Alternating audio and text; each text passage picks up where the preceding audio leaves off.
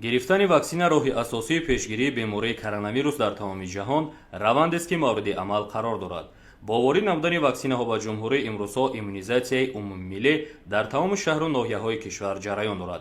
موافق نقشه باید حدود 58 میلیون نفر در حدود کشور با واکسن فرا گرفته شوند. در حدود شهر ترسونزاده 92 نقطه گذراندن واکسن تشکیل داده شده است که مردم با یک روحیه بلند از این معرکه گسترده استقبال نموده دستجمعانه برای گرفتن واکسن به مرکزهای سلامتی تشریف می‌آورند.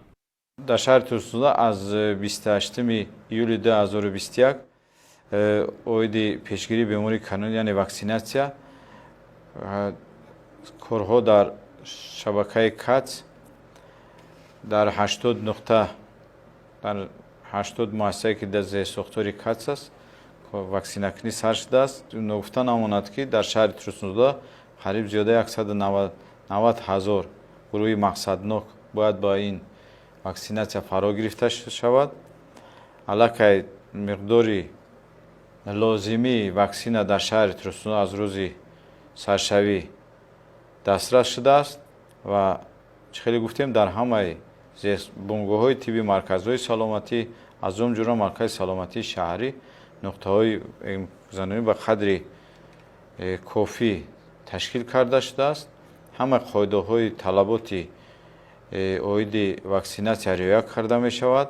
هر روزه زیاده از 2 تا 3 هزار اهالی واکسیناسیا کرده. ما فکر میکنیم که روز تا روز کارها در اساس کارهای فرماندهی مقدار این زیاد می شود.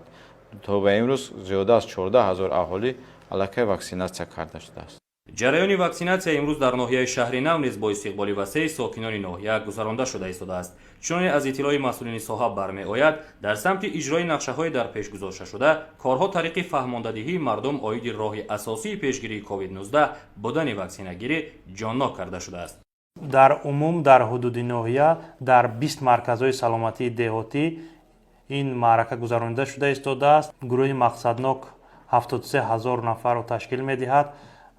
تا به امروز در حدود ناحیه زیاده از 5200 نفر با واکسیناسیا فرا گرفته شدند و کار در این سمت ادامه دارد.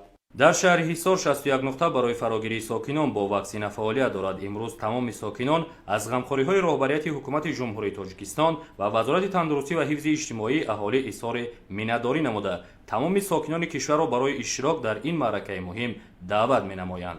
در این زمانی که حاضر کسری کووید در تمام جهان پهن گشته است از این لحاظ خواهش میکنم قرض شهروندی هر یک فرد جمهوری تاجیکستان برای پیشگیری از این کسری گذرانیدن از واکسن می باشد. از این رو از تمام شهروندان جمهوری و شهر حصار خواهش میکنیم که برای در گذراندن این معرکه فعال باشند و برای پیشگیری این کسل سهم خودشان را گذارند.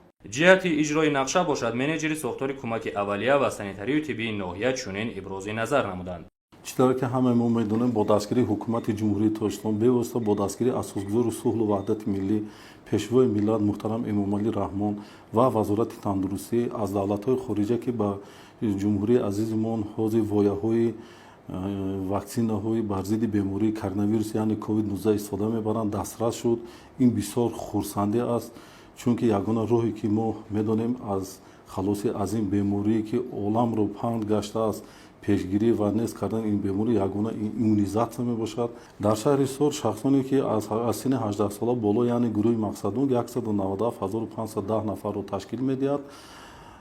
امروز چهارم روزی که ما این کار رو اقدام رو سر کردیم یعنی ایمونیزاسیا رو سر کردیم تا امروز در شهر حصار 9612 نفر ایمونیزاسیا بر ضد بیماری کووید 19 گرفتند. با تشبس‌های حکومت جمهوری تاجیکستان و وزارت تندرستی و حفظ اجتماعی اهالی معرکه واکسیناسیا در تمام مرکزهای سلامتی شهر و دهات طریق رایگان براه مانده شده است. روند گسترش بیماری کووید از هر یک شهروند کشور مسئولیت را طلب می‌نماید تا در این معرکه مهم ایمونیزاسیای عمومی اشتراک نموده نسبت سلامتی خود و نزدیکان بی‌طرف نباشند. واکسن حیات را نجات می‌بخشد.